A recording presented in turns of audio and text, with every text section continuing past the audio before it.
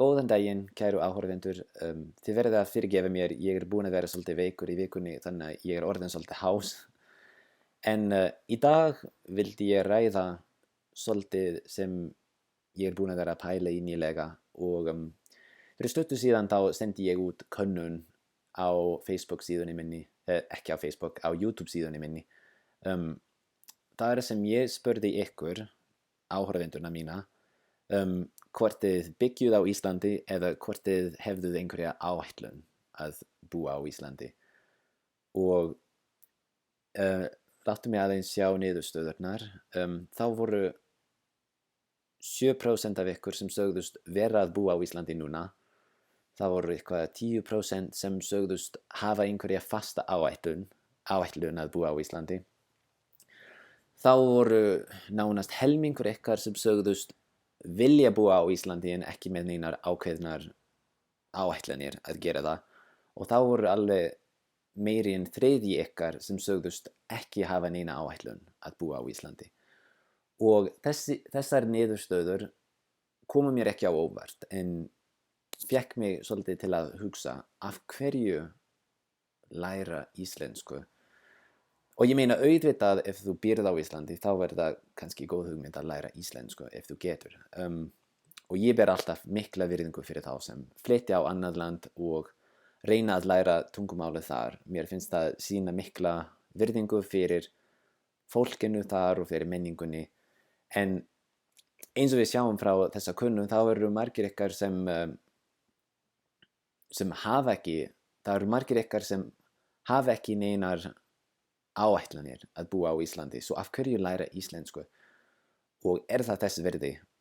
Og ég segi alveg já, 100% þá það þess virði og í þessu myndbandi vil ég gefa ykkur 3 ástæður fyrir því að það þess virði að læra íslensku þótt þú hafir ekki neinar áætlanir að búa þar. Svo það fyrsta að það alltaf best að læra tungumál sem þig langar að læra. Það eins og það stendur í Harry Potter sem Ollivander segir að þá það sprotinn sem velur galdramanninn. Þá það tungumálið sem velur nemandann. Ef þú hefur einhverja löngun til að læra tungumál, þá mun þér alltaf ganga betur að læra það heldur en annað tungumál. Og þannig að ef íslenskan búin að velja þig, þá það kannski best að hlýða. Ég man þegar ég byrjaði að læra íslensku þá fann ég alveg strax fyrir mikilli ástreitu fyrir málinu. Ég varð bara að læra það og ég sé ekkert eftir því. Það var mjög góð ákvörðun. Svo það fyrsta að það best að læra tungumál sem þú hefur áhuga á. Þannig að ef þú hefur mikinn áhuga á íslensku þá lærðu hana bara. Ok, svo það annað helst svolítið í höndum við það fyrsta og það að mér finnst það bara yfirleitt mjög gott fyrir manni að læra nýtt tungumál, alveg sama hvaða tungumál það það gott fyrir heilan, það hjálpar manni að halda við minnið og mér finnst það bara gera mann að betri mannesku, það kennir manni að vera duglegur, að læra af eigin mistökum, að losna við hroka. Og það mjög mikilvægt og mér finnst það kenna manni að leysa vandamál og að líta á hlutina með öðrum augum eða með nýjum augum. Og já, bara yfirleitt það gott fyrir sálina að það kennir manni að vera opinn fyrir því nýju, fyrir nýju fólki, fyrir nýri menningu. Og það bara skiptir ekki máli hvað öðrum finnst. Það alltaf gott að læra nýtt tungumál.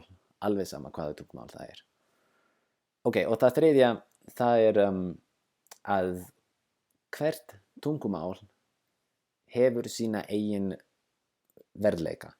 Að alveg sama hvaða tungumál það þá þegar þú lærir það, þá opnar það dyrnar að nýjum heimi. Og það alveg satt með íslensku. Jú, það ekki margir sem tala íslensku, en þegar þú lærir íslensku, þá opnar það dyrnar að nýrri menningu, að nýjum kvikmyndum og ljóðum og tónlist og bókum og íslendingasögunum. Þú átt eftir að kynnast nýju fólki og nýjum sjónarhornum það bara svo dásamlegt að geta kynnst nýju fólki og nýjum heimi með því að læra nýtt tungumál. Og íslenska menning bara svo frábær og það svo margt sem maður getur lært hana. Þannig að ég hvet ykkur endilega, ef þið hafið einhverja þrá að læra íslensku, þá það 100% þess virði að gera það. Og ég hvet ykkur að gera það. Og já, þetta var mín pæling í dag. Ég eiginlega bara að hugsa og tala upp hátt.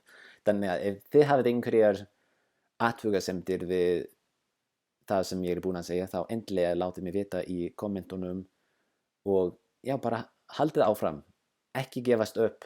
Það þess virði að læra íslensku. Hún alveg dásamlegt tungumál. Ég byrjaði að læra hana fyrir 10 árum og hef aldrei séð eftir því. Og það hefur virkilega verið mjög góð ákvörðun í mínu lífi. Þannig að haldið áfram, gefast aldrei upp. Og já, það nú það. Takk fyrir, bless.